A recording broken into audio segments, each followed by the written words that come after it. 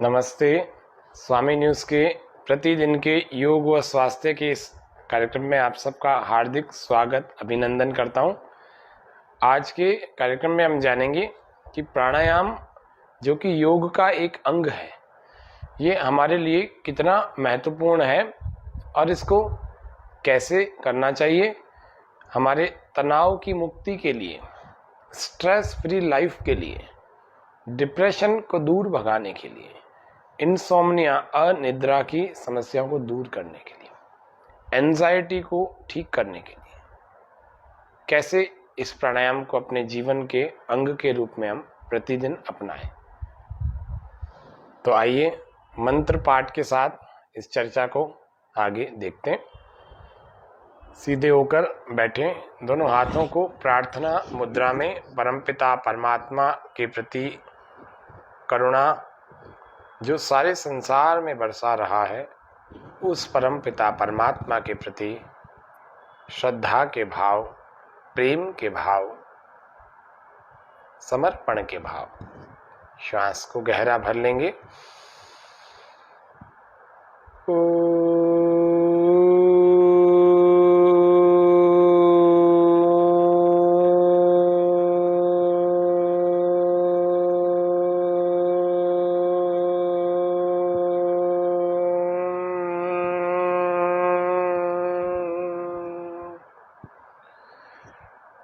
भूर्भुवस्वः तत्सवितुर्वरेण्यं भर्गो देवस्य धीमहि धियो यो नः प्रचोदयात्। सच्चिदानंद सकल जगदुत्पादक प्रकाशकों के प्रकाशक परमात्मा के सर्वश्रेष्ठ पापनाशक तेज का हम ध्यान करते हैं। वह परमेश्वर हमारी बुद्धियों को उत्तम प्रेरणा करे। ओम शांति शांति शांति। तो योग के इस प्रतिदिन के कार्यक्रम में आप सभी दर्शकों का हार्दिक स्वागत अभिनंदन। मैं योग आचार्य हेमंत अजमेर राजस्थान से आप सबको आज तनाव मुक्ति के लिए प्राणायाम का करने का जो तरीका होता है उस पर जितना अनुभव है उसको साझा करना चाह रहा हूँ। तनाव मुक्ति क्यों आवश्यक है? क्या तनाव में रह कर के हमारा जीवन नहीं चलता? क्या चल जाता है, चल सकता है, चलता है। कई सारे लोग तनाव में ही रहते हैं, काफी समय तक रहते हैं। तनाव है क्या चीज? ऐसा हठयोग के ग्रंथ कहते हैं, उपनिषद भी कहते हैं कि हमारे शरीर में 72,72,10,201 नस नाड़ियां होती हैं। अब इन सब नस नाड़ियों का एक स्वाभाविक स्थिति में रहना परम आवश्यक है, शरीर को यदि स्वस्थ रखना है तो। लेकिन जब हम अस्वाभाविक, अप्राकृतिकता अथवा कृत्रिमता की तरफ चले चलते हैं, जब भी कैसे, जैसे झूठ बोला, असत्य बोला, असत्य बोलने से ही हमारी नाड़ियां तन जाती हैं, उनका प्राकृतिक रूप से काम करना कम हो जाता है, मतलब बदल जाता है, परिवर्तन आ जाता है, और वह परिवर्तन हमारे लिए बहुत अच्छा नहीं है। झूठ तो लौकिक पारलौकिक जगत के लिए भी बड़ा खराब है, क्योंकि पाप तो लगता ही है। और हमारे इस वर्तमान में जो देह में स्वास्थ्य टिका हुआ है, जिसको हम शारीरिक स्वास्थ्य कहते हैं, इस शारीरिक स्वास्थ्य के लिए भी असत्य का और विपरीत आचरण का करना बिल्कुल ही गलत है, बिल्कुल खराब बात है, अच्छी बात नहीं है। तो तनाव प्रारंभ होता है असत्य बोलने से। तनाव पैदा होने का दूसरा कारण अपनी आत्मा के विपरीत आचरण करना, जो सत्य ठीक ठीक जाना हुआ है उसके विपरीत व्यवहार करना, यह भी तनाव का कारण होता है। तीसरा तनाव का जो कारण होता है वो हमारे अपेक्षाएं रखने का कारण होता है। हम बहुत सारे लोगों से अलग अलग प्रकार की अपेक्षाएं रखते हैं और वो पूरी नहीं होती तो हमें तनाव होने लगता है। चौथा एक और कारण है, वो कहता है कि मैं जैसा सोच रहा हूं, जैसा कह रहा हूं, वैसा ही ये सामने वाला व्यक्ति करे, बिल्कुल ऐसा ही करना चाहिए, और नहीं कर रहा या नहीं कर रही तो वह व्यक्ति तनाव में आ जाता है क्योंकि उसके हिसाब से काम नहीं हो रहा, उसको ऐसा लगता है। एक और कारण होता है कि मुझे समझ नहीं रहा, मैं इतना ठीक ठीक ठीक ठीक चल रहा हूँ। इस सारी जो भी जीवन की दौड़ है ना, वो यही है, खुद को उत्तम दिखाने की दौड़ है, खुद को ठीक ठीक दिखाने की जो दौड़ है ना, यही दौड़ वास्तव में तनाव की तरफ ले जाती है। किसी की नकल करने की दौड़ है, नकल अच्छी चीज़ों की करें और बिना किसी ईर्ष्या द्वेष के करें तब तक तो ठीक है, आगे बढ़ने की प्रेरणा से करें तब तक तो ठीक है, लेकिन जब यह नकल बदले की भावना से की जाती है, दूसरे को नीचा दिखाने के लिए की जाती है, यह भी तनाव में लाने का काम करती है। तो मेरे अनुकूल कुछ नहीं हो रहा, ये तनाव का बड़ा कारण है। अरे ऐसा तो हो ही नहीं सकता, संसार की इतनी सारी चीज़ें आपके अनुकूल कैसे चल जाएंगी। आपको अपने को परिस्थिति के हिसाब से थोड़ा थोड़ा ढालना चाहिए।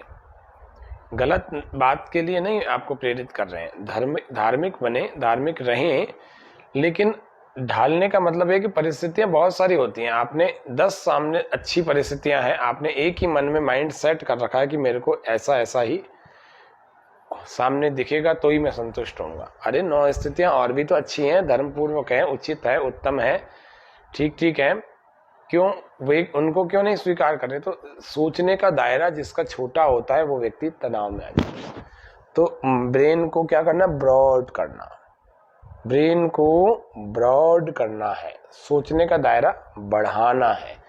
और जब सोचने का दायरा हम बढ़ा लेंगे ना, तो निश्चित रूप से हमारी सोच एक विस्तार लेगी, और जब विस्तार लेगी तो हम तनाव में नहीं आएंगे। हम सोच सकते हैं हाँ ठीक है, ऐसा भी हो जाएगा, ऐसा हो सकता है, कोई बात नहीं, कोई ऐसी कोई समस्या की बात ही नहीं है, ऐसा भी तो हो सकता है। मैं जब दूसरों के हिसाब से नहीं चल रहा तो मेरे हिसाब से कोई चल जाए, ऐसा क्या बात, ऐसी क्या आवश्यक है, क्या नहीं है।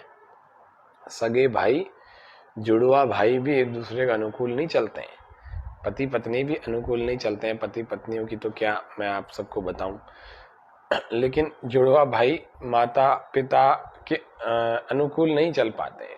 माता पिता के अनुकूल उनकी संतान नहीं चल पाती जिसको इतना प्रेम करते हैं वो लोग। तो ये सब चीजें तनाव में आने का, कोई बच्चों से तनाव में आ जाता है, कोई पत्नी से आ जाता है, कोई माता पिता से आ जाता है, कोई दादा दादी से आ जाता है, कोई किसी बीमार की सेवा कर रहे उससे आ जाता है, कोई भाई से आ जाता है, कोई बहन से आता है, कोई पत्नी से, कोई पति से, कोई पड़ोसी से तनाव में आ जाता है, कोई अपने बॉस से तनाव में आ जाता है, कोई अपने सर्वेंट से तनाव में आ जाता है, कोई अपने टीचर से आ जाता है, कोई अपने शिष्य से आ जाता है। अरे तनाव तो इतने सारे कारणों से आता है, कुछ कारणों को मैंने बताया, ऐसे और भी कई कारण हो सकते हैं, होते हैं।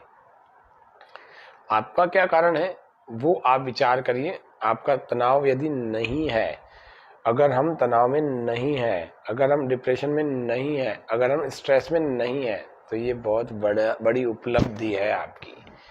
अगर नहीं है तो ये नहीं वाली स्थिति बनी रहनी चाहिए। उसके लिए कौन से प्राणायाम हो, और जो तनाव में है उनके लिए भी कौन से प्राणायाम हो। तो दोनों ही स्थिति वालों को कुछ प्राणायामों को नियमित रूप से, कॉमन बता रहा हूँ, नियमित रूप से करना ही चाहिए और धीरे धीरे करना चाहिए। ठीक है। तो एक मुद्रा को लगाते हैं जो कि हमारी एकाग्रता को बढ़ाती है, हमारी बुद्धि स्मृति को तेज करती है, मेमोरी को बढ़ाती है और हमारी क्रोध का नाश करती है। ठीक है। तो वो मुद्रा कौन सी है? वो मुद्रा है पद्म मुद्रा। अंगूठे को और अंतिम उंगली को ऐसे मिला दिया जाए और फिर पूरी तरह से ऊपर वाली उंगली, एक और उंगली, एक और उंगली, इस प्रकार से मिला करके थोड़ी देर रखा जाए। इसी में दूसरा भाग भी है इस मुद्रा का, इसमें उंगलियां ना मिला करके केवल ऐसे इस पद्म मुद्रा को यूं रखा जाता है। थोड़ी देर 5 मिनट के लिए रख दीजिए। आप यहाँ थक जाते हैं तो थोड़ा नीचे कर लीजिए, थोड़ा सहारा मिल जाएगा कोहनियों को, रिब्स का।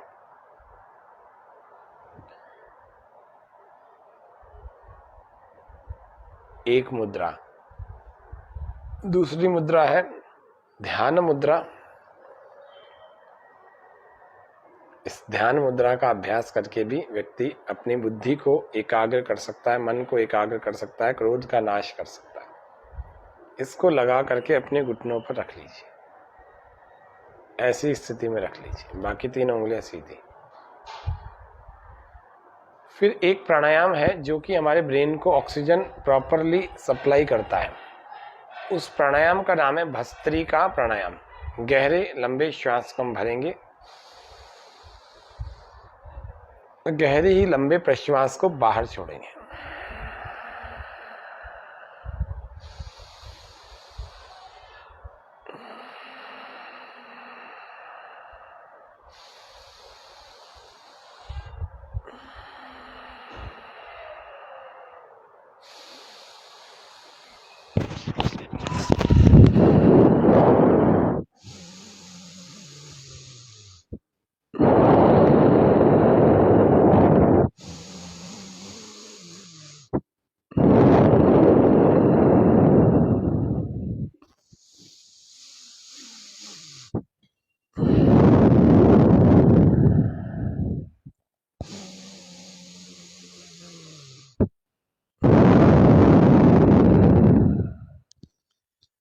इस प्रकार से रोज आपको इस भस्त्रिका प्राणायाम का अभ्यास करना है। इस भस्त्रिका के प्राणायाम का अभ्यास करने से हमारे ब्रेन से लेकर के हार्ट तक सब जगह, सिर से लेकर के पैर तक सब जगह ऑक्सीजन की सप्लाई प्रॉपर एंड परफेक्टली होने लगती है, जो कि हमारे तनाव मुक्ति का बहुत बड़ा कारण है। अगर तनाव से मुक्त होना है तो ऑक्सीजन को भरपूर मात्रा में शरीर में भरो। और किसी से नहीं हो रहा, कोई बीमार है, कमजोर है, बड़ी उम्र का है, क्या करे? सांस को भरते हुए हाथ ऊपर ले जाओ और श्वास बाहर छोड़ते हुए हाथ नीचे ले आओ।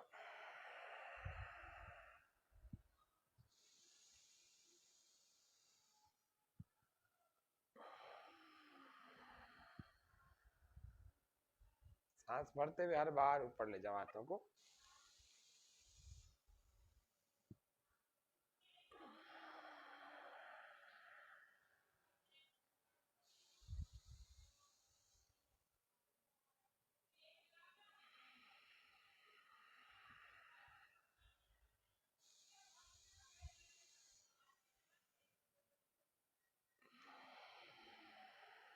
किसी से ऐसे नहीं होता हो, सांस पूरा नहीं भरा जाता हो, क्या करना?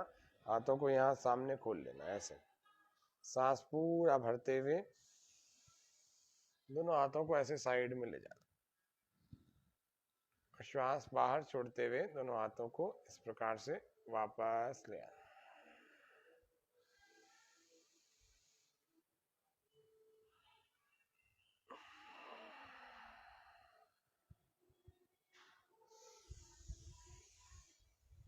ऐसे भी कर सकते हैं, एक तो था पूरे हाथों को यूं खोल करके था, और एक ऐसे मोड़ करके।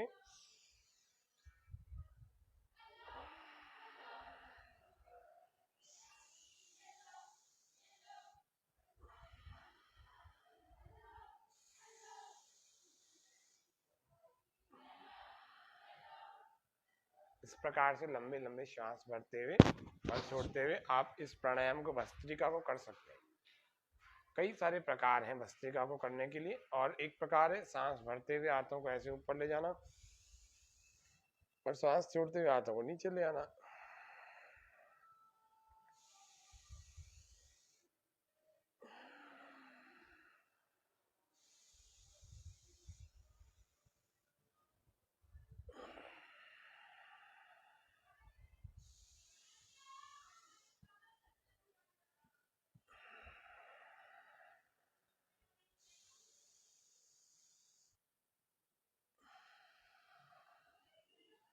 इस तरह से आपको भस्त्रिका का अभ्यास करना है। एक प्राणायाम योगा।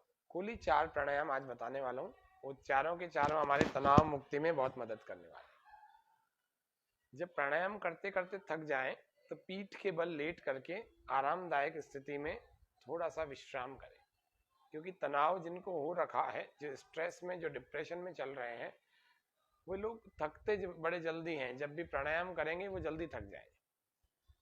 तो चिंता नहीं करना, 2 4 5 मिनट 10 मिनट आप जितनी भी देर कर सकें करें, फिर रिलैक्स हो जाए पीठ के बल लेट करके। दूसरे दिन फिर उसको 2 4 मिनट ज़्यादा बढ़ाएं, तीसरे दिन और ज़्यादा प्राणायाम को बढ़ाएं। इस तरह से नियमित रूप से करेंगे ना तो अच्छा हो जाए। एक प्राणायाम जिसका नाम अनुलोम विलोम है, नाड़ी शोधन से पहले का प्री वर्कआउट है। वो कैसे होगा?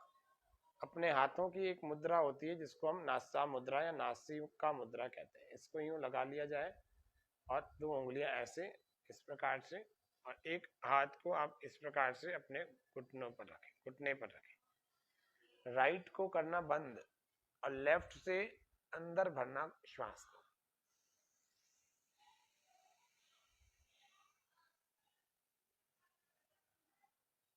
और लेफ्ट को करना बंद, राइट से श्वास को बाहर छोड़ना।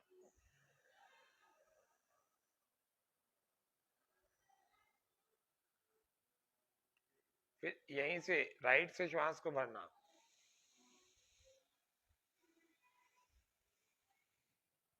और लेफ्ट से बाहर निकाल देना। कोशिश करना सीधे बैठ करके करें। आसन कोई सा भी लगा लें, पद्मासन, सिद्धासन अथवा सुखासन अथवा कैसे भी। ऐसे नहीं बैठ सकते आलती पालती करके भी, तो पैरों को सामने करके रिलैक्स होके करें। सहारा लेकर के करना चाहते हैं सहारा लेके करो, लेकिन करना अनुलोम विलोम को पूरा करना। जो बिना सहारे के कर सकते हैं वो बिना सहारे के करना। चलिए करेंगे स्टार्ट। एक से भरना है, दूसरे से बाहर निकालना, दूसरे से भरना है, पहले से बाहर निकालना, फिर पहले से भरना है, दूसरे से बाहर, दूसरे से भरना है, पहले से बाहर। अभी ऐसे तो निकलेगा नहीं, जिससे बाहर निकालना है दूसरे को बंद करना पड़ेगा, है ना। इससे भरना है तो इसको बंद करना पड़ेगा, इससे भरना है तो इसको बंद करना पड़ेगा। अब बंद करने की स्थितियां हाथों की आप अलग अलग बना सकते हैं। कैसे बना सकते हैं? ऐसे कर सकते हैं, एक, दूसरी ये उंगलियां बंद ऐसे, तीसरी स्थिति कौन सी? नासा मुद्रा, जो अभी बताई थी आपको, नासिका मुद्रा। इसको करना है। चलेंगे स्टार्ट करते हैं बस अनुलोम विलोम को करने के लिए।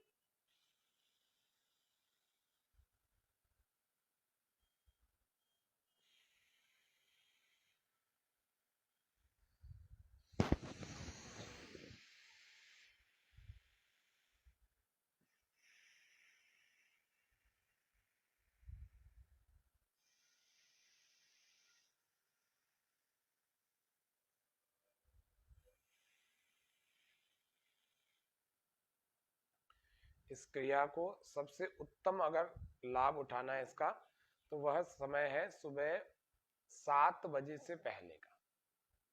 खुली हवा में, ताजा हवा में, खुले आकाश के नीचे करें तो बहुत अच्छा। गर्मी का समय है, सुबह 7 से पहले, 6 से पहले कर लें, तनाव 5 7 दिन में गायब हमेशा के लिए हो जाएगा। दूसरा समय कभी भी कर सकते हैं, सुबह 10 बजे से पहले तो कम से कम कर लें।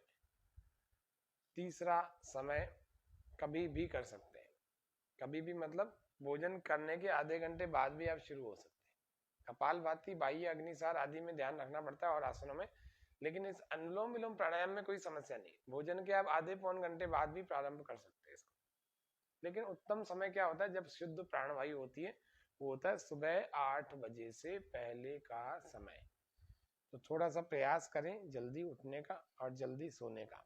तो जल्दी उठेंगे तो जल्दी उठ करके प्राणायाम करेंगे तो ये बहुत अच्छी एनर्जी देगा। तो अगर आपके शरीर में कोई रोग भी है ना, बीमारियां भी है, वो भी बाहर निकल जाएंगी। ये तय बात है, पक्की बात है। लेकिन करना लंबा समय, 15 मिनट 20 मिनट, 5 मिनट से नहीं होगा कुछ भी। 5 मिनट से तो थोड़ा बहुत फर्क होगा, आपको पूरा फर्क, बदलाव, परिवर्तन, बड़ा रूपांतरण चाहिए। तो क्या करना? 10 मिनट से लेकर 20 मिनट तक का अभ्यास करना, कम से कम 10 मिनट। चलते शुरू करते।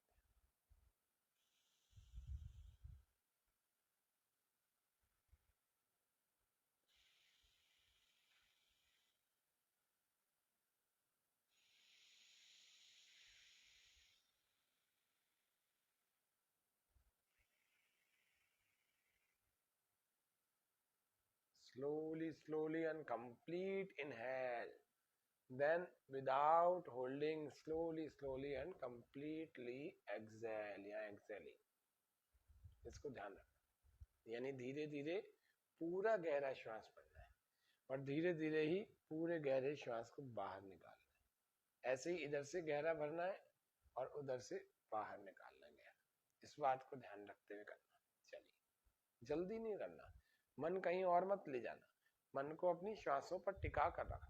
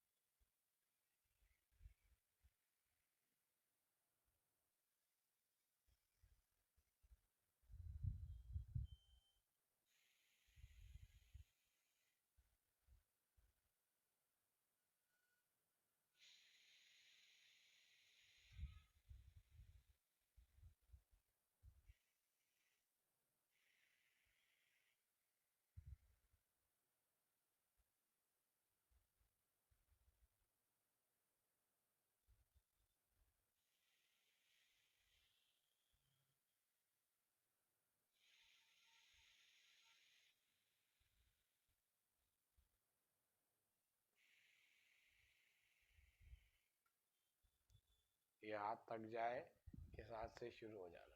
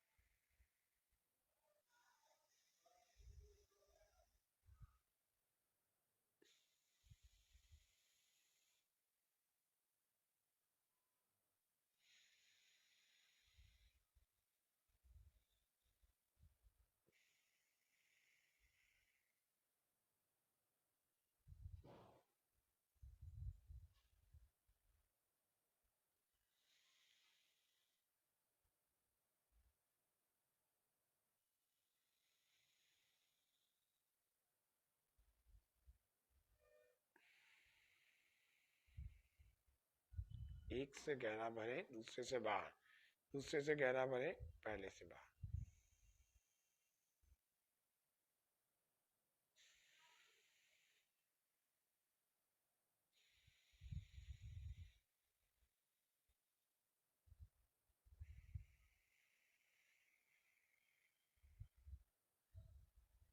इस तरह से आपको नियमित रूप से प्राणायाम करके तनाव मुक्त रहना है और तनाव यदि आ गया है तो उसको दूर भगाना है। 2 प्राणायाम ही हो गए, तीसरे प्राणायाम की तरफ चलते हैं। वह तीसरा प्राणायाम कौन सा है? भ्रामरी है। और चौथा प्राणायाम है उद्गीत। इसको करने की थोड़ी विधि जान लेते हैं। हाथों के हमारे 3 हिस्से बन जाएंगे, ऐसे 3 उंगलियां, 1 उंगली और अंगूठा। 3 उंगलियों को ऐसे माथे पर रखा जाता है। अभी रखना नहीं, अभी पहले पूरा समझ लो, है ना। और चाहे तो इसको चारों को यूं लगा करके इनको सबको आंखों पर यूं सरका सकते हैं। एक तो विधि ये होती है। दूसरी विधि भ्रामरी की कौन सी होती है? उसमें आंखों पर, चेहरे पर, कहीं पर कुछ नहीं रखते, इसको केवल 1 उंगली से ऐसे कानों को दबा के करते हैं। तीसरी विधि जो अभी जस्ट हमने जानने के लिए आगे हाथों को 3 हिस्सों में बांटा था, तो 3 इससे इसमें आंखों पर रखे जाते हैं ना। अभी तक तो हमने यहाँ देखा था, फिर इसमें आंखों पर रखे जाएंगे, यहाँ पर दबाना नहीं है आंखों को, और 1 उंगली ऐसे ललाट पर, फोरहेड पर, मस्तक पर लगाना, और कानों को अंगूठों से बंद करना है और जीभ को तालू भाग में ऊपर लगाना है ऐसे।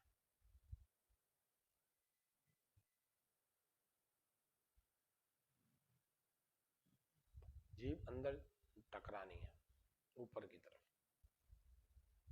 और फिर सांस को पूरा भरना है और नाक से हमिंग करते हुए बाहर निकालना है ऐसे।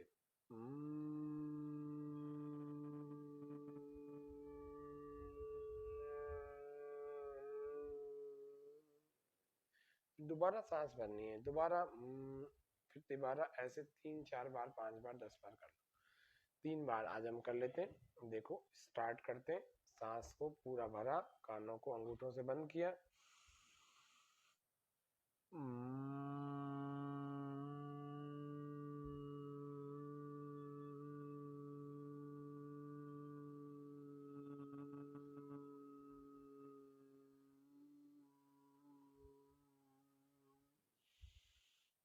फिर से श्वास भरें,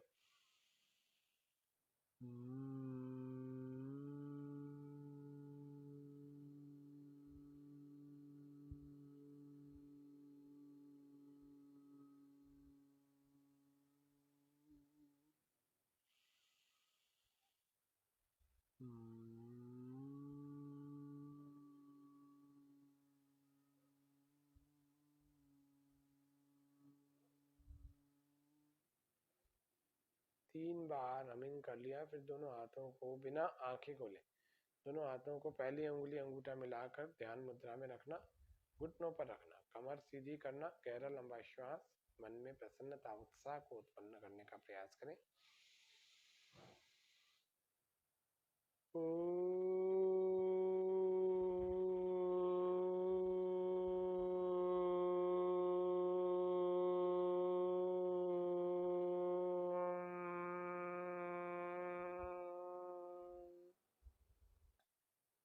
फिर से श्वास भर लेंगे।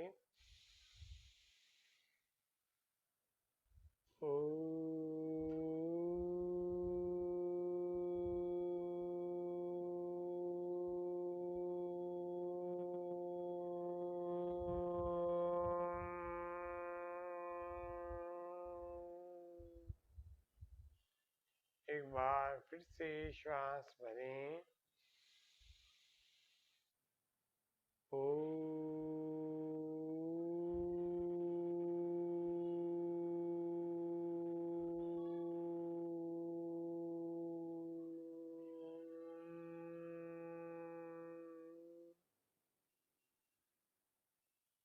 गहरा श्वास एक बार फिर से भर लेंगे।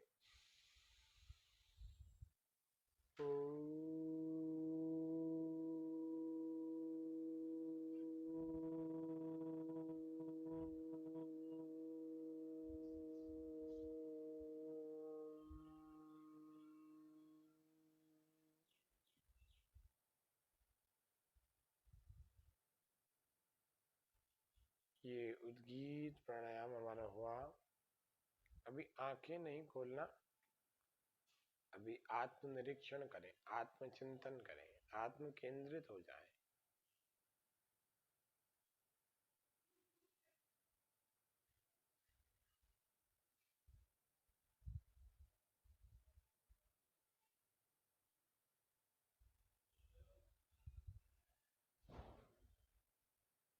थोड़ी देर मन को शांत रखने का प्रयास करें। सब प्रकार के विचारों को थोड़ी देर बाहर ही रोक कर रखें।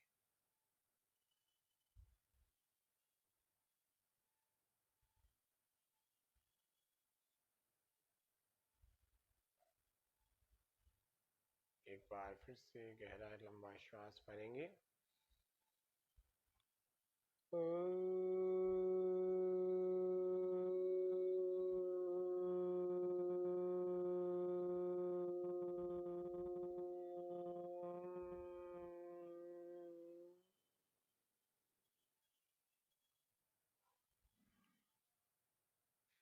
भस्त्रिका, अनुलोम विलोम, भ्रामरी और उद्गीत, इन सब में हमारे मन की अवस्था बदल जाती है, पूरी तरह से स्थिति चेंज हो जाती है।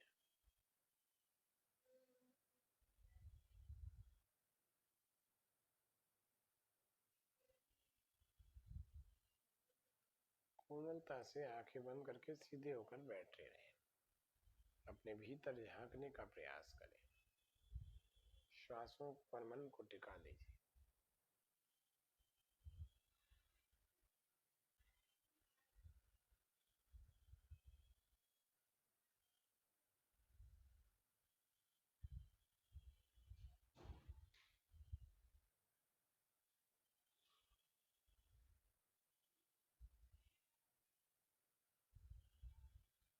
मन ही मन अंदर जाने का प्रयास करें, अपने भीतर के जगत को देखने का प्रयास करें मन की आंखों से।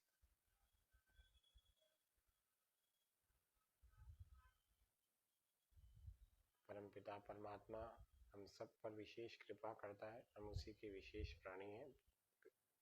मनुष्य जो कि सबसे उत्तम कृति है परमेश्वर की, उस परमेश्वर को समर्पण, कृतज्ञता और धन्यवाद ज्ञापित करते हुए दोनों हाथों को जोड़ लेंगे। ईश्वर तुम्हें दया करो, तुम बिन हमारा कौन है। ईश्वर तुम्हें दया करो, तुम बिन हमारा कौन है। दुर्बलता दीनता रो, तुम बिन हमारा कौन है। दुर्बलता दीनता रो, तुम बिन हमारा कौन है।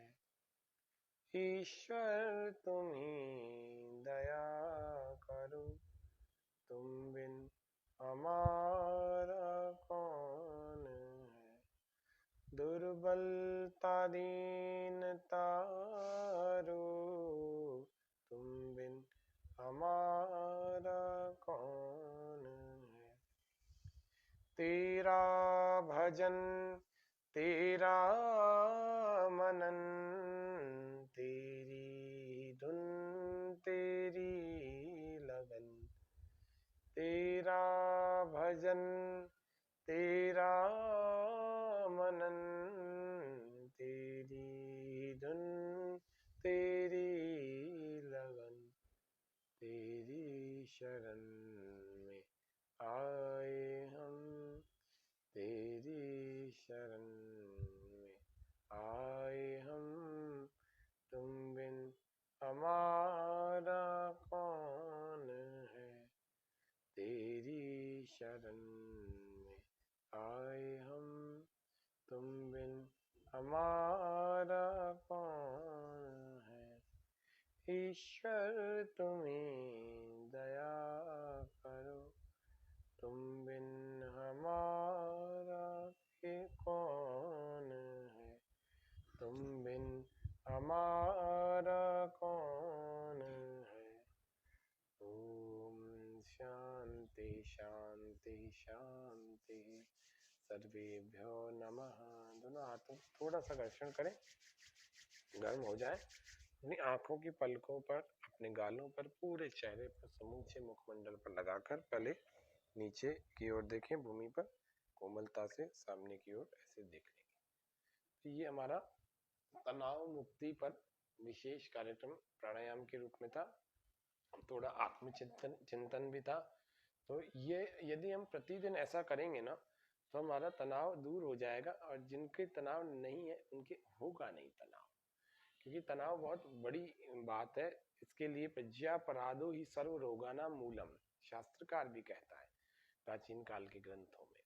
और वर्तमान का वैज्ञानिक, मॉडर्न मेडिकल साइंस के डॉक्टर्स भी कहते हैं, वो कहते हैं stress is the main cause of all disease. तनाव वास्तव में सभी रोगों की जड़ है। इसीलिए अब हमें तनाव से मुक्त होना है। कब तक तनावग्रस्त रहेंगे। कोई बात हो, अरे पीछे हट गई तो हट गई, कोई बात, आगे बढ़ने की बात करो। आगे बढ़ने की जो प्रेरणा दे रहे हैं आगे बढ़ने के लिए, उनकी तरफ देखो और उनकी तरफ देख करके आगे बढ़ो। उत्तिष्ठत जागृत प्राप्य वरान्य बोधत। उत्तिष्ठत जागृत प्राप्य वरान्य बोधत। क्षुरस्य धारा निशिता दुरत्यया दुर्गम नो पतस्तत् कवयो वदन्ति। अरे व्यक्ति उठे जागे और तब तक ना रुके जब तक उसके मतलब पुरुषार्थ करे, जब तक उसके लक्ष्य को वो प्राप्त न कर जाए तब तक वह चलता रहे। चरई वैती चरण वही मधु विंदती। चरण स्वादुम उदुम भरम सूर्यस्य पश्य श्रेमाणम यो न तंद्रयते। चरण चरई वैती। कली शयानो भवति संजिहानस्तु द्वापरम उत्तिष्ठन्स्त्रे